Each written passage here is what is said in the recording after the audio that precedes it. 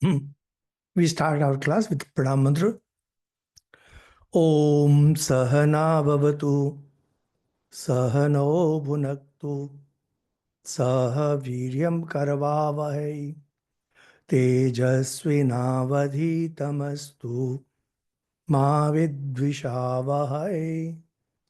Om Shanti Shanti Shanti. Hari Om. Today we will be having an introduction to the Ved. So I sent the paper beforehand. Even otherwise, those who would be listening late, those who would be joining late, they'll find that the paper is there. And many people are asking where to find the paper. You have been sent a PDF, this 1 page or 2 pages.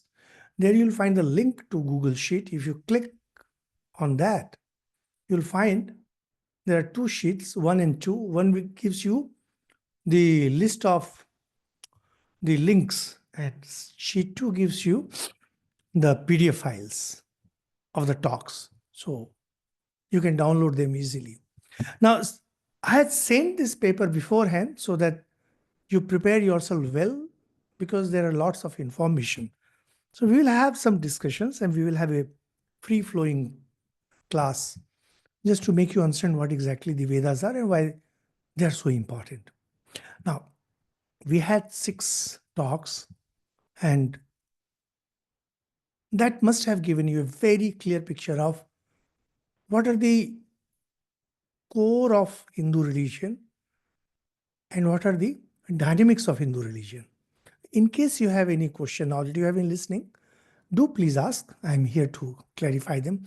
Thing is that one thing that I have noted, I'm getting 1 or 2 questions per week in mail. Some of those questions are what we have already discussed, and some questions are related to spirituality, mostly about Advait. Dear listeners, see, whenever I take a class, that means I conduct a class, I treat the listeners as part of myself.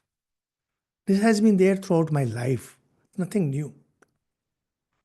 So if sometimes I scold you, contradict you, it doesn't mean that I'm trying to demean you. It's just that I want that you should understand the topic. Now, spirituality is a very subtle thing. No one can teach you spirituality. No one. Not even God Himself. Unless it is already there in you and you have more or less worked it out and you're missing by hair, by hairbreadth, by whisker. If you read Gospel of Sri Ramakrishna, which is the ultimate book on spirituality, you will see this thing coming repeatedly. You cannot grasp spirituality because every subject that you study, every subject is mass of information. Religion, rituals, religious practices, these are also information. Spirituality is knowledge. All information comes from outside. Spirituality comes from within. So unless you yourself have worked out the spiritual truths, you cannot understand spirituality. So whenever you ask questions on spirituality,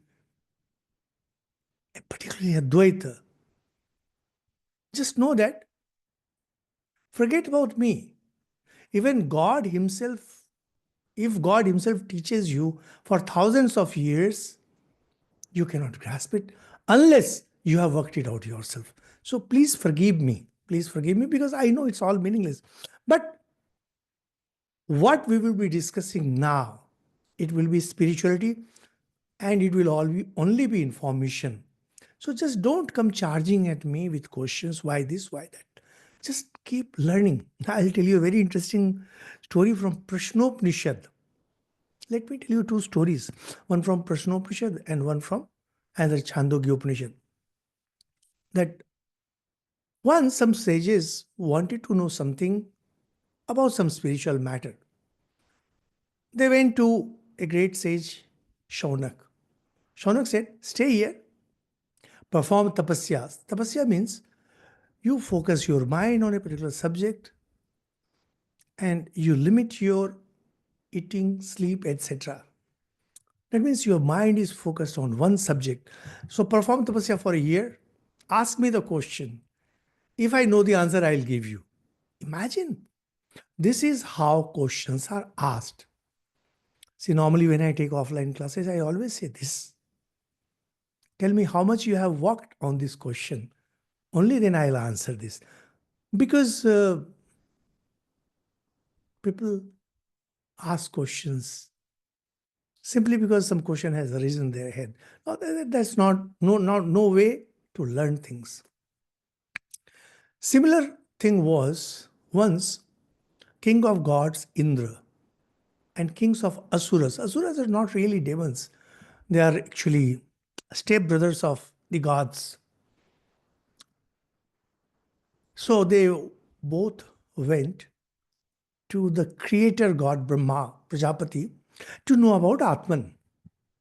In very simple language, Brahma said, stay here, perform tapasya for a year, I'll give you the answer. They did. Brahma said, you are that. So Asuras were very happy. Oh, I am that. I have found the secret of Atman. In fact, most people who ask me about Advaita, their questions are just like that. You are that. So he said, let us eat, drink, and enjoy life because this body is the truth. But Indra was not satisfied. After some time, he went back. He was once again asked to perform tapasya. When you stay focused on one particular problem, like those of you who might have performed PhD or even in medical sciences or any other thing, if you are higher degree, you will know how after a point, information doesn't work. It's the knowledge that has to come from within, which is very often known as inspiration, etc. Use whatever term you will. But the answer has to come from within. Just slogging doesn't work. Slogging is the early stage. Now, problem with those who ask questions on spirituality is they have not even slogged. So anyway, said that. Now, if you have any question, please ask. I'm here to answer. Based on what we have already discussed, just don't go on, don't ask just for the sake of asking. Yes, my dear scholars, dear listeners. Acha, no one. But that's pretty sad. And today we have very few participants. Maybe I forgot to remind them, so they forgot. Okay.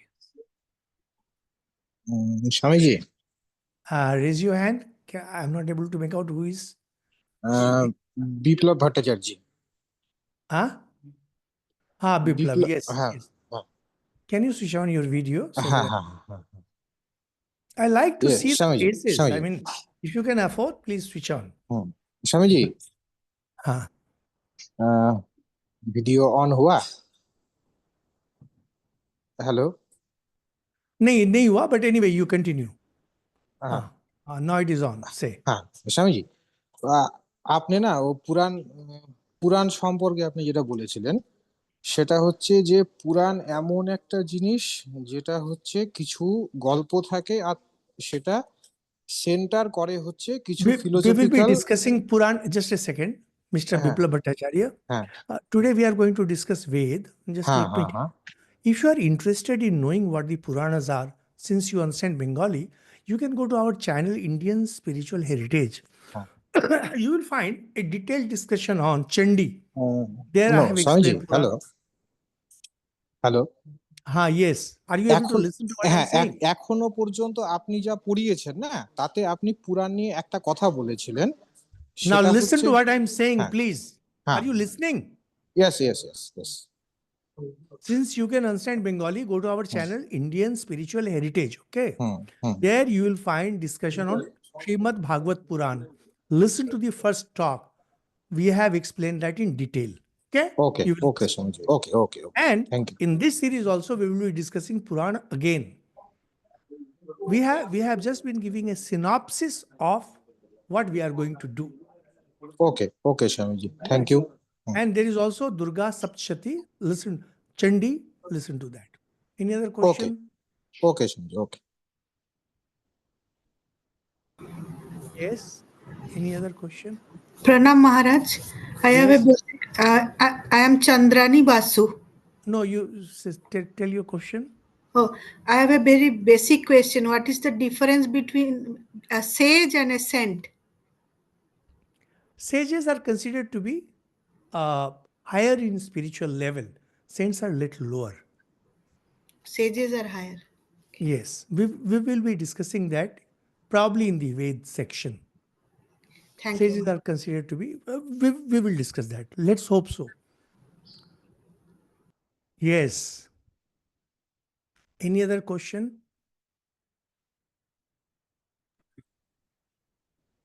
Okay. Let's. Namaskaram, Namaskaram, Swamiji. Uh-huh. This is Vasudevan. Yes, yes. Yeah, I have a question on karma. Karma. Yeah. We had a long discussion. I hope you have listened meticulously to that. Yes, I did. Acha. I, Okay. I, I Now did. ask. This has been on my mind for some time. The thing is, we have soldiers whose duty it is to kill. According to the Gita, of course, they say, do your duty. So go and kill. So, how does karma affect a soldier who has done his duty by killing? Nothing. It doesn't affect them. It cannot. Swadharma. When we study Gita, we'll be discussing this. That Gita is about conflict in dharma. Why conflict in dharma? Because his Kshatriya dharma says fight. Manav dharma says don't kill. And that is what Lord Krishna says. Whenever there is a conflict, follow swadharma, your own dharma. What you have accepted to be, your dharma. So killing will never affect them. No, no. But sometimes, if you are soft and all, if it affects your mind, that is why, you see, nowadays soldiers may have that problem, but Kshatriyas never had that problem. And it was a very clearly laid out idea whom they will kill. That means anyone who is asked for shelter, anyone who has surrendered, etc., they were not killed. But nowadays, war is a different thing. So, there is no answer to all this. You can just go on discussing, and it's time pass. Let me tell you Yes. another funny story. Two gentlemen were traveling from Kolkata by train, and one asked, Mr. Where are you going? He said, to Delhi. Will you be going to Delhi or further on? He said, further on. Where? Chandigarh. Oh, are you visiting Chandigarh or do you stay at Chandigarh? No, I stay at Chandigarh. Is it? I also stay at Chandigarh. What's your, where, in what sector? Sector 17. Oh, I also stay in sector 17. What's your house number? Said something 120 something. I also stay in 120. Someone says, what are you people doing? Joking, making fun of us? Then that says, we are father and son. We are just chatting to spend time. It's a boring journey. So nothing more than. So please don't get into that, okay? So just whiling the time, passing the time. Okay?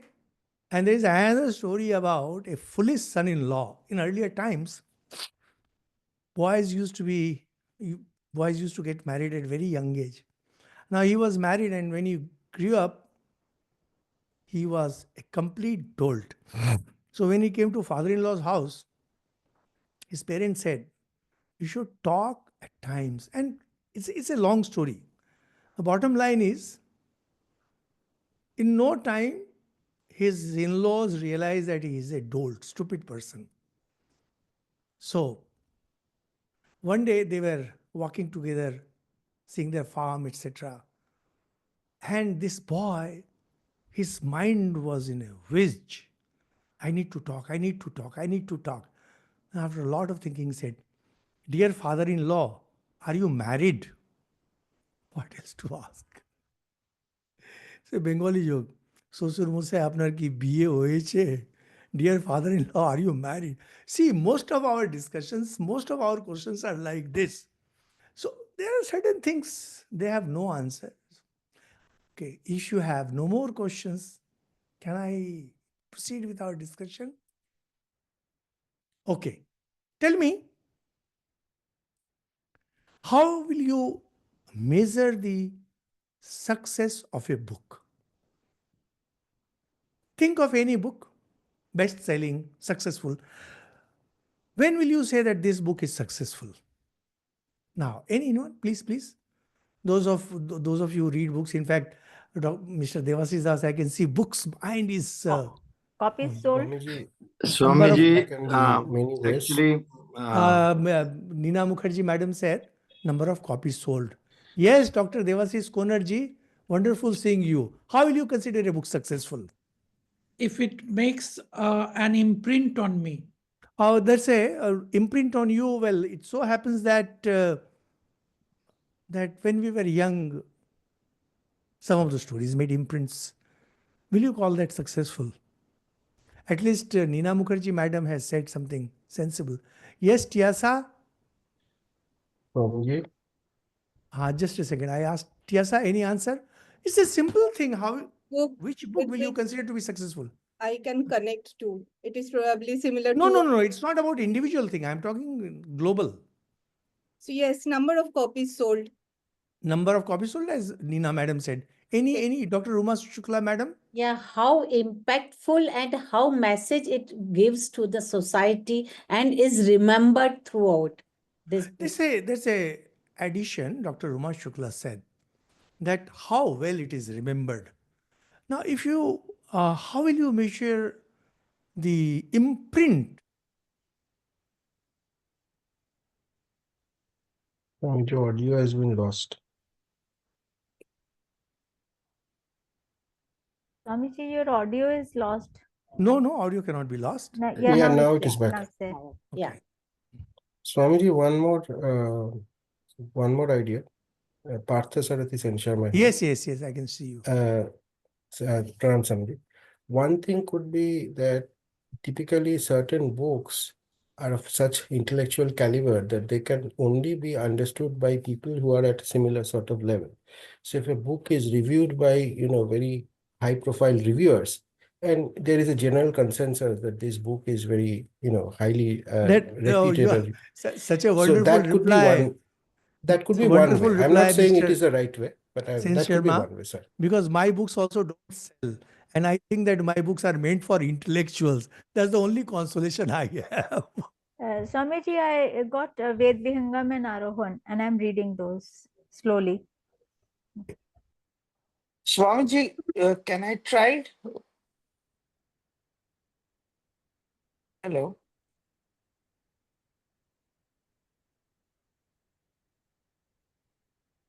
The audio has I gone think once the again. audio is not there. No, Swamiji, Just a no second. audio. Yeah. Yeah, now it's back. Maharaj, Pranam. Maharaj, can I try? Maharaj, hello. Yes, Can you hear me? yes. Maharaj, a book's success, it can be how long it has been around. At least if it is around for 50 years or 100 years, then Yeah, that's a very good answer, Arjit. That's a very sensible answer. Very sensible answer. Yes, we think we Swamiji, some issue with your sound. It's going and coming constantly. something wrong. Cannot go.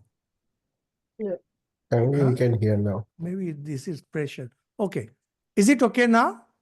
Yes, it is okay. Okay. See,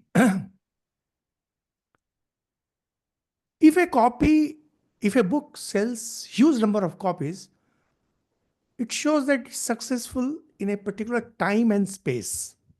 So, for example, we have Chetan, Bhagat, and all. They're not. I mean, okay, fine. As Arijit said, how long it stays in the market, how long it stays in the society.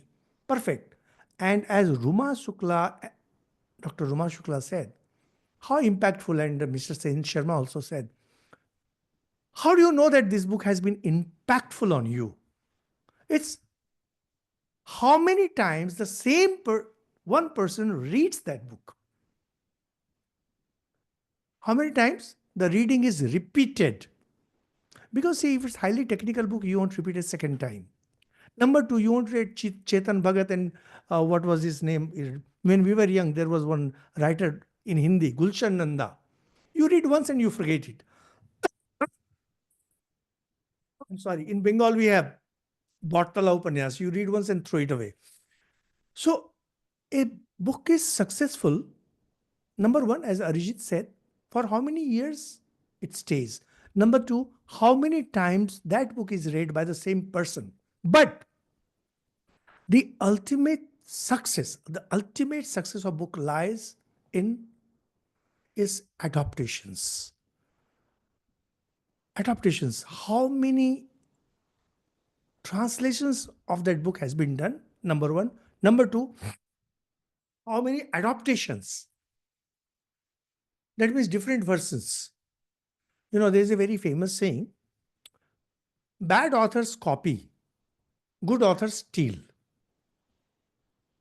You know, the good authors, they steal because the ideas are all old. They simply steal. For example, Shakespeare. He was one of the great thieves. His Julius Caesar, it was an old idea. His Romeo Juliet was an old idea. His Macbeth was an old idea. He just took it, but made a grand adaptation. So a story is grand. And now, once Shakespeare created Romeo Juliet, that story was again taken up by many other cultures and adaptations were made. Now, if you ask me, because I am also into writing books, I'll say that how many different translations, not in different languages, even in, say, in one language, to give you a perspective, Ramcharitmanas, which is the most popular sacred book in the Hindi belt, those of you who are from the Hindi belt would know, has only one translation in English. Valmiki Ramayana, compared to that, has 5 different translations. So you can understand the impact of Valmiki Ramayana that is there on the reading public. And do you know how many English translations are there of Gita? Well, I don't know. Must be thousands. It simply means that Gita is a more powerful book even than Valmiki Ramayana. That's a very interesting observation. Now, when it comes to the Vedas, it's a very interesting thing. Vedas have not been translated by many because not many people understand.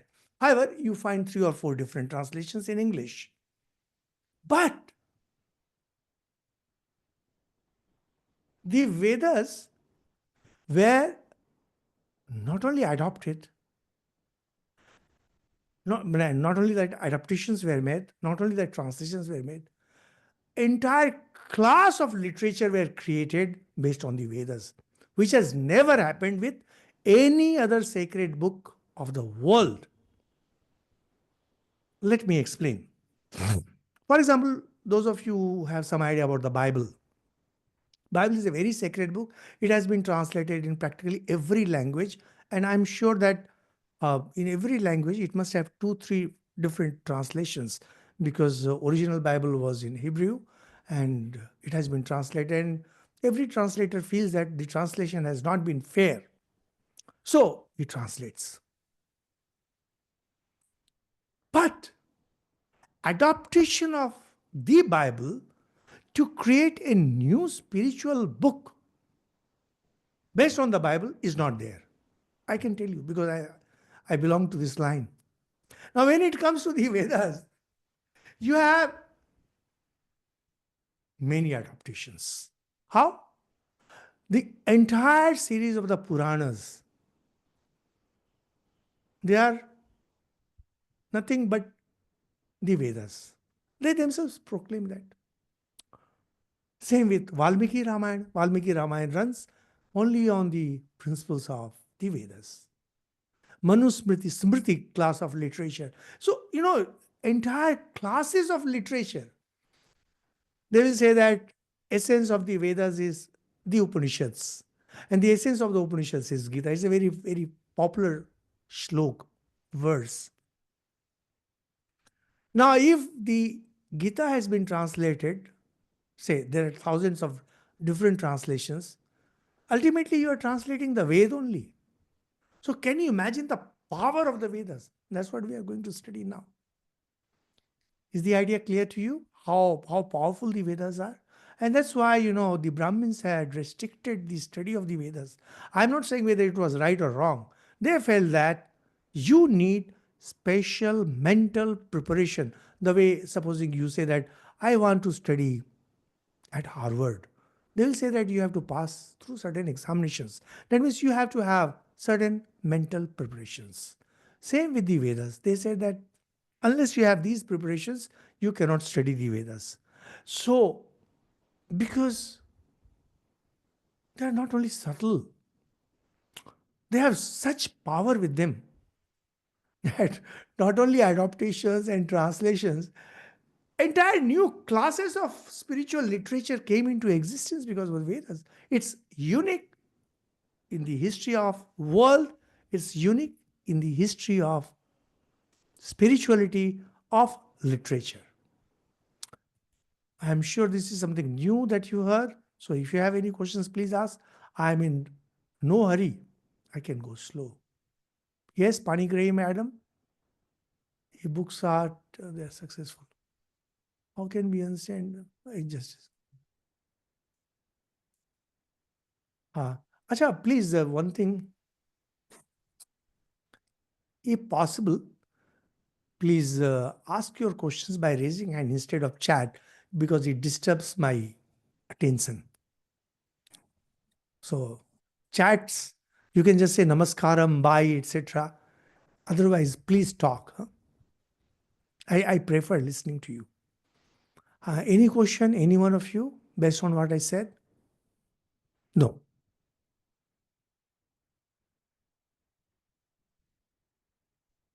Yes, Mr. Das, Dr. Devasis, Mr. Devasis. No, Swamiji, I was not asking anything. No, I know you were not asking. I'm just asking if you have any comments to make. Actually, as initiated into this process by Swamiji, I have started very humbly. So Vedas are a very difficult thing for me to bite. No, they are not difficult thing. Once you, I'm I'll just- advise you to read my book Ved Vihangam. And if you listen to my talks, you'll find that the Yeah. Vedas can be understood very easily. It's not that difficult to understand. Yeah. Not the whole of it, but I mean, you can get a general feel of it. I have sent you the paper. Please read that paper very carefully. Yeah. Okay. Now, before we understand, yes, who? Rashmi Panigrahi मैं बोलिए. Pranam Swamiji, I just wanted to know Veda, to read Veda, do we need to learn Sanskrit in general? No. You have been informed on the website. No prior knowledge of anything is required. Neither of Sanskrit, nor of spirituality, nor of Hinduism, nor of religion. I accept students with clean slate. It's my job. It's my job to transfer the knowledge to you. And the less you know, the better for me. That means clearing the garbage will be difficult, unnecessary, because people listen to this person, that person, and fill their head with garbage. That's headache. Mr. Sen Sharma? Swamiji, one observation. Gita, you said, has been translated obviously so many more times. I think, firstly, timelines of Gita and Vedas are slightly different. And secondly, Vedas are such a big volume of work. I think it is probably for another person from another time or another era, it might be easier to digest the Gita because it's in a more consolidated and capsule I form. don't know what exactly has that to do with your comments to this. I just said that a book is how to judge the success of a book. I'm just mentioning some facts. One is the number of prints it has. Second is translations. Third is adaptations. Now, as far as the Vedas are concerned, they do not fit on any of these three. But there is a fourth. It simply created a mass of classes of spiritual literature. And this is absolutely unique. Nobody can do it. I mean, none of these spiritual books ever succeeded. There's nothing more than that. I mean to say that the Vedas are so special. And why so special, we will be seeing now. Any other comment? Yes, Sumanta Das. Mr. Sumanta Das. See, if it's important, please say. Your hand is raised, Mr. Sumanta Das. Swamiji, I found my name on the Atharva Veda. That's why. You found your Name where? on the Atharva Veda. That Sumanta was taught this word. Oh, yes, yes, yes. You will be knowing it. Yes. Good. Good. Let's be more serious. Now,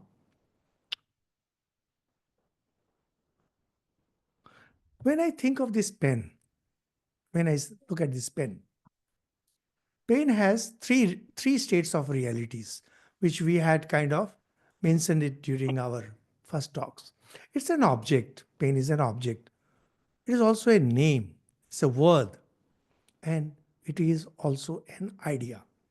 Pen is an idea.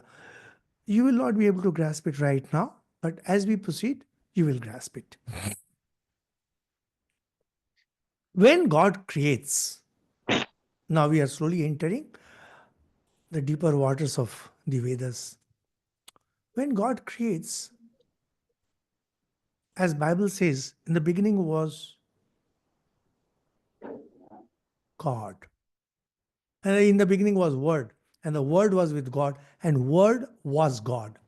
Christians translate Word as Jesus. But Word actually means logos, which means ideas.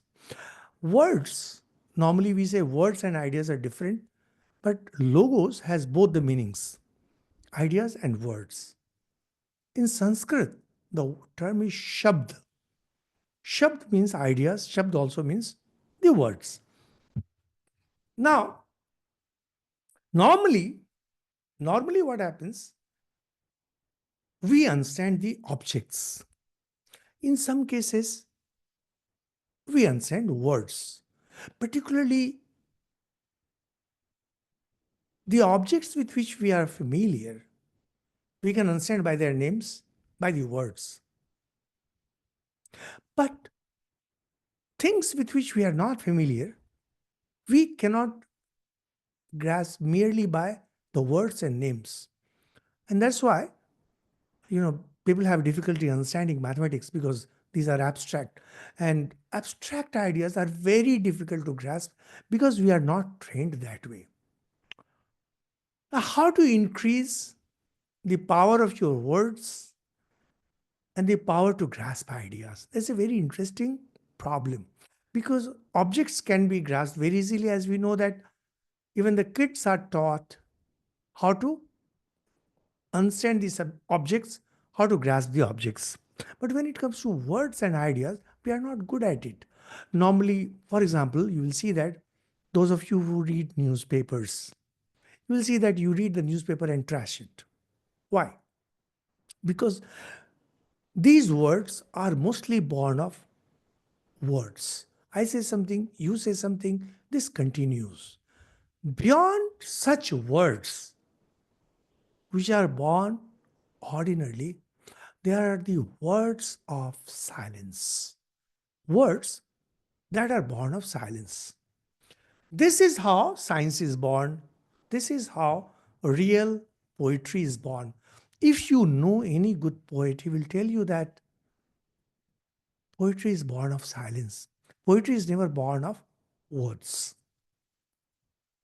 I'll give you a wonderful example. There is this famous English poet, P.B. Shelley. He's a great poet. He died young. He used to live in Italy and he was pretty young. It's in an unfortunate accident, he died. And he had a very beautiful wife who really used to look after her after him very well. Now it so happened that one evening Shelley went out. He didn't return at night. And his wife, she cried and cried, ran to police station, but nothing could be done. And the next morning, it was a small township and there was forest area. So the police and the local public, hundreds of them, they went in search of Shelley. And finally, late afternoon, they found that Shelley was lying inside a bush, lost deep in contemplation. So I said, "You are lying here, and your wife has been shedding tears like anything." And P.V. Shelley was pretty annoyed. He was not a person who would get angry. Said, "A person can't even think in silence." What had happened was, he was writing a poem. One particular word was missing from a particular line. And just to think what would be the right word, he had gone to the forest, lay there whole night, whole day, contemplating on that. This is how poetry is born. During his lifetime, barely 18 or 20 copies used to sell of Shelley's work. And today, he's a pillar of English literature.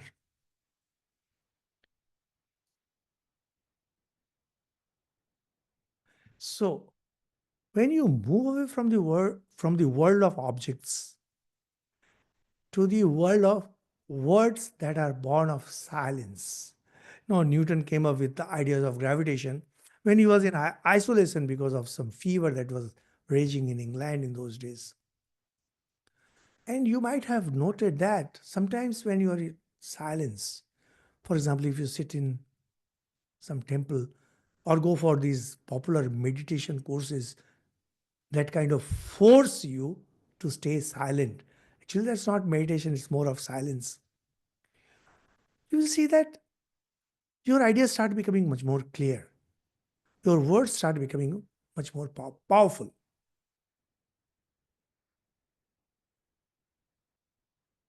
Now, if you start practicing silence, the first thing to become silent will be the objects, because you close your eyes and slowly you withdraw your senses from this external world and let your mind wander, let your mind roam. And slowly you start bringing your mind also under control, as we shall see in Raj Yoga. And the number of ideas racing through your mind slowly start reducing.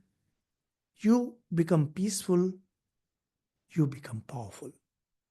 Who is a powerful person? A person whose mind is calm. Who is at peace? A person whose mind is calm. If you are not at peace, if you feel that you don't have power, know that you have a racing mind. You need to practice to silence your mind. And what is the best way? You have to begin with work. If you do very hard work, slowly your mind gets trained to focus on certain job. And then when you start practicing meditation, like most people, they go for meditation without working. And this has been repeatedly refuted by the masters. Unless you work very hard or you have worked very hard in life, you cannot meditate properly. It's just not possible. And that has been the bane of Indian society, that Indians wrongly thought that you can go for meditation without working hard. And that's how India's degradation came. Anyway, don't even argue on these points. What I'm saying is correct. So there were people thousands of years ago on the banks of, some say, Saraswati River, Indus Valley civilization, etc. They went into the depths of silence. And naturally, some of them went into further, deeper layers of silence. For example, we have scientists. There are different kinds of scientists. Some are ordinary scientists, some are great, and some are Einsteins. And once they went into that silence, layers after layers that surround an object got peeled off. Imagine an onion. Imagine an onion. You start peeling it. What happens? You peel one layer, another layer comes. You peel that away, another layer comes. It goes like that. So we have the objects. Objects are surrounded by words. Words are surrounded by ideas. And ideas are deeper. Ideas start getting unified. And you go deeper and deeper. There's just no end to it. In that state of silence, which ultimately leads you to stillness of mind, where the mind itself becomes totally still, like a dead, still pond.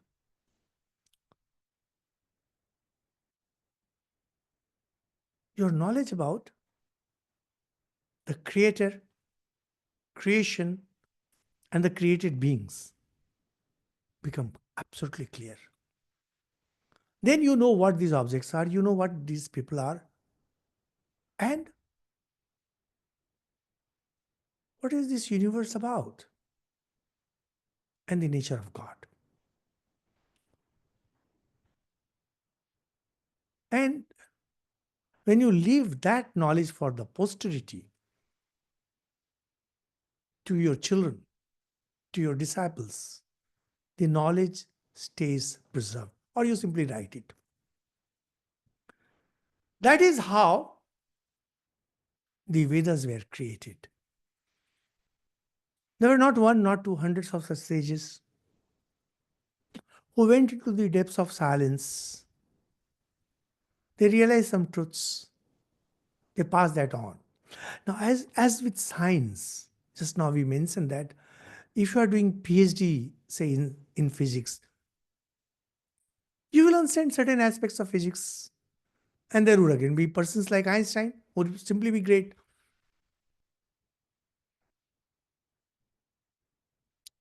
So their minds, the persons who had gone into the depths of silence, thousands and thousands of them, some of these people were, naturally not all of them can be equal, obviously not. It's such a simple thing. Similarly, just now we mentioned that creation and the creator. So it cannot be that I am here and God is there and in between there is nothing. Now, God does not mean that He's up there somewhere on the sun or on the moon. No, no. Or in the sun, in the moon. No. It's in the depths of silence. That means it is in the deeper layers of the mind. We will be discussing more of it as we proceed. Don't expect to learn everything in one day. So, broadly, what they experienced can be classified into three states of existence. We just now mentioned the nature of universe gets revealed. The most condensed form, or the central you can say, or whatever, is the physical world that we see all the time, that we experience through our senses. Beyond this is subtle world. It's known as Sukshma Jagat. Sukshma is a Sanskrit term, it means subtle. How to understand this subtle world? Well, we all experience it during dream. When we dream, we experience some kinds of subtle nature of our existence. However, when you are an explorer of spirituality, now those of you who are listening to our talks, you are in some form or the other spiritual explorers. You may not be a very successful one, you may not be a great one, but you are spiritual explorers. When you are deep into exploring spirituality, you start realizing that there are spiritual powers which cannot be normally experienced through our senses, but they exist. These are known as gods and demigods. There is not there is not just one class of divine beings. There are hundreds, rather countless. They all belong to the subtle world. If you can go further deep into silence, when the number of ideas that race through your mind reduces further, you are finally face to face with pure consciousness. You are face to face with pure consciousness. However, you cannot be one with it. There is some kind of dividing line. And that dividing line is in your mind. That mind, of course, is one with pure consciousness. It's something like Sri Ramakrishna says, think of a lantern, hurricane lamp.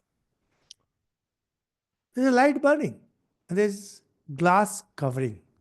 You can see the light, you can make use of that light, etc., etc., but you cannot touch that light. There is an invisible wall. Who creates that invisible wall? We don't know. But if we see it from the aspect of yoga philosophy, it's like there is mind which is experiencing pure consciousness. So the I remains and pure consciousness remains. However, this I is not same as the normal I. Normal I that we all have is the pure I, and if we can experience that state, we are lucky. We are really lucky because you will see pure consciousness with name and form, depending on who was your Easter when you were practicing this process of silencing the mind. For example, Sri Ramakrishna. I hope you have read his biography. If you have not read his biography, you can just Google and you'll find one page. Sri Ramakrishna was focusing on Mother Kali. And when his mind became still with one single thought of Mother Kali, he had the vision of Mother Kali. This is the highest state known as causal world. Causal world means from where the whole universe emerges. Now, naturally, my causal world and your causal world, they will be different because we have different mindset. That's why God can never be one. If any religion is teaching that only this God is true, something wrong with their understanding. Depending on your mental makeup, depending on what kind of training you had, depending on your spiritual aspirations, the realization that you have of God, that is a pure consciousness, through your mind will be different. So we now have three worlds: physical world, subtle world, causal world. Now, if by whatever process, if that wall gets demolished, say for example, in case of Sri Ramakrishna, he was taught by Totapuri how to demolish it. But not everybody can be lucky, and not everybody wants it. That's the most important thing. Like persons like Ramanujacharya, Madhvacharya, or any good devotee will never ever like to demolish it because they want to be in presence of God all the time. Anyway, we are just discussing scriptures. So if that wall gets demolished, if that partition, if that division, if the dividing line gets merged,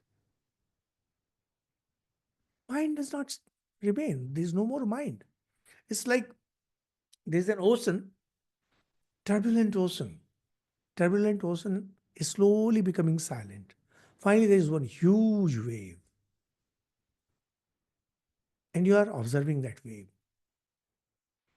Mind becomes silent, means that wave has gone silent. There is no observer. There is no observed being. There is pure existence. Pure existence, which is pure knowledge, which is pure bliss. Why? Because you know only what exists and you love only what you know. There being no two, existence, knowledge, and bliss are one and the same. This is known as Satchidananda. And technically, it's known as Mahakaran, the great cause of everything. Mahakaran is not a state. States are three: the physical, that is the world that we see, the universe that we see. The subtle is the universe of the gods, demigods, etc., whose glimpse we get in dreams. And there is third, the causal world, Karan Jagat. This is where you are face to face with God. There is absolutely no difference between God and pure consciousness, Atman. No difference. You know, some people have this wrong notion, and some sects, they are presenting wrong things. They don't understand. Lord Krishna is one with Atman. Atman is one with consciousness. When you are seeing Lord Krishna, when you are experiencing Lord Krishna, nothing else remains. It's you and Krishna. This is when you are seeing name and form. And that Lord Krishna, when he says, "Come, see my formless aspect," you merge in that ocean of the infinite. Now, to think that personal God, impersonal God are different, is the height of spiritual ignorance. How infinite becomes finite? Infinite never becomes finite. Infinite remains infinite. We are true. My existence is true. And as you still your mind, as you silence your mind, whatever is covering your pure consciousness gets uncovered. And then you realize your consciousness covered with one single thought. Either you see it as divine light or you see it as your Ishta, divine God. But divine God that you will see, that will be in the form of pure lighted being. That's a much higher thing. Now, when you are discussing physical world, you are a poet, you are a scientist, you are a writer. When you are explaining the causal world, you are a saint. Saints, we had this question, what's the difference between saints and sages? Saints usually limit themselves to describing the causal world because they cannot go beyond that. No, not the causal, sorry, subtle world. But there are people who have gone deeper, indeed, and have experienced firsthand. They are the sages.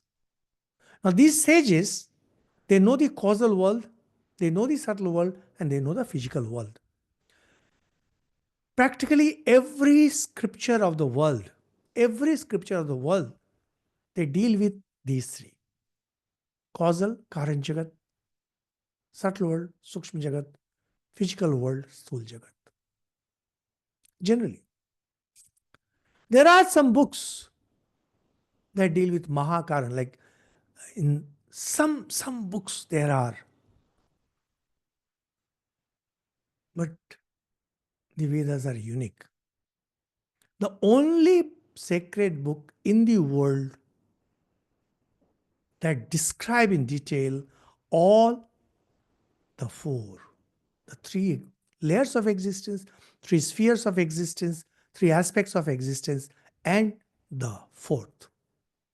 That means you find prayers and descriptions of the physical world. You find thorough descriptions of subtle world. In fact, most prayers that we will be seeing, they border the subtle world and the causal world. And when it comes to causal world, the Vedas are the masters. And every scripture of the world, actually they describe the causal world. However, the speciality of the Vedas along with the Upanishads is describing the great cause, Mahakaran, great causal world. That's not world actually. It's simply known as Mahakaran. We say Soul Jagat. Jagat is world, physical world, subtle world, causal world. Mahakaran is the great cause. There's a state of Atman, there's a state of Brahman, there's a state of pure consciousness, there's the state of the formless God. The Vedas are the sacred books that describe these four. So, well, this is information. Any questions, please ask. Because once we proceed, and please do keep in mind, these things will take time for you to grasp. This, for many of you, or maybe most of you, these must be absolutely new and fresh. So please have patience. Listen to this talk again if need be. Read the paper that has been sent to you, and hopefully you'll understand. And I think I have just explained the first 2-3 paragraphs of that paper. I was thinking of completing this, but out of question, not even one paragraph. Any question? If not, I'll move forward. Just a second. I hope you don't have any question. Let me proceed. Chandrani Basu, it better be important, okay? Because you are interrupting the class. Yes, madam. Maharaj, how this uh, existence, knowledge, and bliss becomes one in Mahakaran? Can you please explain it again? Because there is nothing else, so it has to be pure existence. There is nothing else, no? There is no two. And because you have been knowing things, and you can know only what exists. There is only pure existence. So knowledge and existence have to be one. They cannot be two. Similarly, we enjoy things. That means enjoyment is a reality. And you enjoy only what is real to your mind, even if that be imaginary. So these three are one and the same. For the rest, you will have to go on thinking and just keep thinking, you will understand. But that's the crucial point that differentiates Advaita with other systems of thought. In other systems of thought, knowledge, existence, bliss, these are qualities of God. According to Advaita, these are one and the same. These are not qualities, but this is the nature. This is slightly difficult to understand. In fact, it took me years to understand what exactly they want to say. Any other question? Okay. So the sages, because we mentioned here that unless you can describe the causal world, you are not a sage. Till you are describing your own experience, not copying. For example, let's say Tulsidas' Ramcharit Manas. It's a great work, no doubt about it. It's a divine work. However, Ramcharit Manas doesn't give us anything new. It describes only what is already there either in the Vedas or in the Upanishads, etc. You might ask, what about Sri Ramakrishna? Sri Ramakrishna has actually given us many new things. And they were directly experienced. He repeatedly says, I've experienced it. Now, what Ramcharitmanas is more of a subtle world thing. So he's a saint. Sage is one who gives you just the original things. He does not copy from anywhere. And it's what he sees directly, what is experienced directly, he tells. Now, these people came to be known variously as Apta. Apta means one who has reached, attained. They have reached the highest. They have realized the truth. Drashta. Drashta means one who has seen the truth. Similarly, Rishi, seer, one who has seen the everything. So that the sages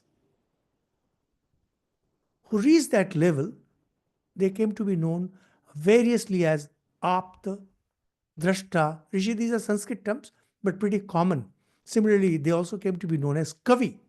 Kavi means the great sage. One who knows past, present, and future. Kavi.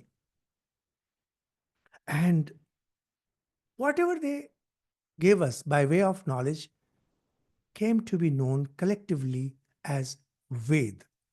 The literal meaning of the word Ved is knowledge. Knowledge, that Ved comes from the root with. With means to know. Ved is knowledge in entirety. So medical sciences, the knowledge of medical sciences, knowledge of engineering, actually they are also Ved. And that is why we have works like Dhanur Ved, knowledge of archery. So any knowledge can be medicines known as Ayurveda. Ved means knowledge. The knowledge that helps you stay healthy and have a long lifespan is known as Ayurveda. So the knowledge given by them, and however, these sages, they did not claim that it was their work. Why? Because when God creates, as we mentioned, in the beginning was Word, and Word was with God. When God creates, He creates in a splash, as we shall see in Nasadiya Sukta. Creation comes out in a splash. And there are certain principles behind this creation. Even if you want to bypass these principles, you cannot. Sages are the spiritual scientists who have discovered these truths. The way scientist discovers a scientific truth concerning the physical world. Similarly, the rishis, the sages, they are not saints minded. They are the discoverer of spiritual truths that govern this universe. The way physical laws govern this universe, similarly, we have spiritual truths, spiritual principles governing the universe. Those who discover that, they are the sages. They are the rishis. They are the drashta. They are the apt. They are kavi, etc. So they called this knowledge of the Veda as apaurushaya. Purush means person. Now, when a poet writes, it's not apaurushaya. Now, Ramcharitmanas is not an apaurushaya work. It was created by Ramcharitmanas. But Gayatri Mantra, Om Bhur Bhuva Swa Tat Savitur Varenyam, is apaurushaya. Vishwamitra did not invent it. He is not the poet of it. He just discovered this spiritual truth. Bhargo Devasya Dhimahi. We will see more of these sages, their spiritual discoveries. When God creates, He creates on certain principles. At least this physical world as we understand. So these truths are impersonal. Any sage could have discovered More importantly, you too can discover. Unlike, like in some religions say that he was the last prophet and God sends prophet. No, no, no. You too can discover this. That's why, that is where lies the speciality of the Vedas. Anyone can realize these truths. Therein lies the specialty of the Vedas. Secondly, even if you see from the perspective of the sage, they realize it in the stillness of their mind. That means their sense of I was not involved. When we find the names of the sages in the Vedas, they may be the names of the sage, and it might be the name of the family. So we do not know who are the real discoverers of those truths. When we say Vishwamitra, it may be Vishwamitra the sage, it may be Vishwamitra, somebody from Vishwamitra clan. So the Vedas are apaurushaya, impersonal. Law of gravitation is actually impersonal. Newton only discovered it. We credit, it's not that Newton found out something new. No, no, no. That's the principle on which this physical universe is built. He just Einstein, same thing. Every scientist is just like that. They're not giving us something new. Every true knowledge, if it's knowledge, is apaurushaya. And we have to rediscover that knowledge for ourselves. Otherwise, that knowledge never becomes ours. So, how these are impersonal?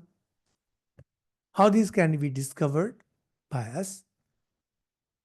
We will narrate two incidents, or you can read about Devendranath and Sri Ramakrishna, Swami Vivekananda on the banks of Sindhu. It's given in the paper that is there with you, so we can skip with the narration.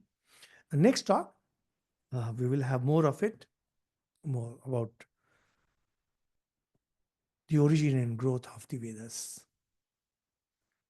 and some fundamental things that we need to understand about the Vedas. So we have covered our discussion. Thank you so much. In case you have any comment to make, any question to ask, just be quick. Yes. I was very keen to know the concept of Apurushaya, and you explained it Apurusha very. is impersonal. Yeah, I got it now. It is there. It is there in the paper. You should read the paper. I read it, and I wanted to know, understand it. But once you explained it, I got the point. Yes, yes, Panigrahi.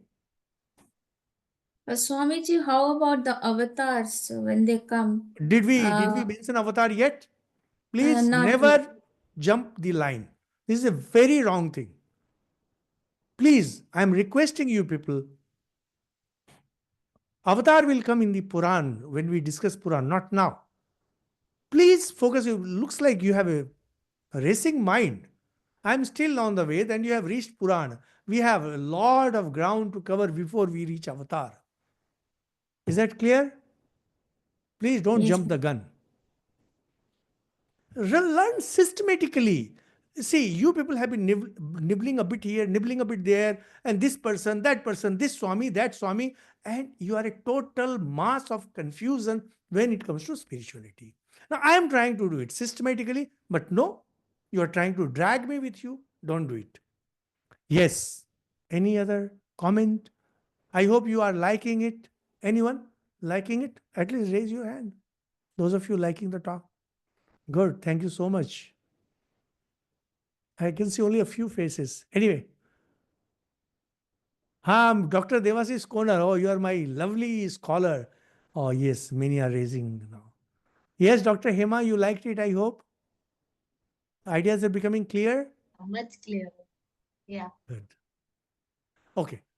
Let's call it a day, and we meet in the next class. We will be continuing with this topic, and we will be introducing Dr. Ruma Shukla. Ideas are clear to you? Yes? Or your video is silent? Okay. Thank you. Thank you so much. Shanti, Shanti.